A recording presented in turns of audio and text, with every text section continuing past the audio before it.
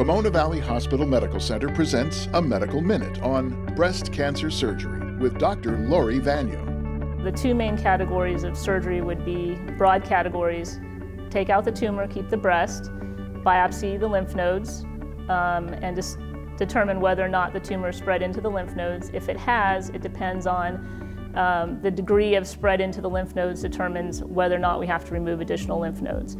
The other broad category of surgery is they may have a mastectomy with or without reconstruction. The lymph nodes are pretty much managed the same, except if they have a small degree of tumor in a lymph node and they're having mastectomy, then we usually do a full axillary lymph node dissection. One of the most innovative surgical treatments that is kind of on the forefront now in breast cancer treatment is nipple-sparing mastectomies.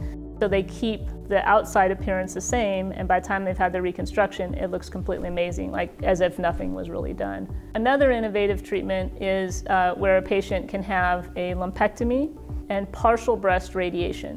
What I do is just rotate a flap underneath the skin and above the chest wall muscle. The lumpectomy cavity is there. About a week or two after surgery, they see me in the office. Under ultrasound guidance, I put a little balloon or other type of catheter into the space, blow it up. The balloon itself has radiation struts, little struts going through it.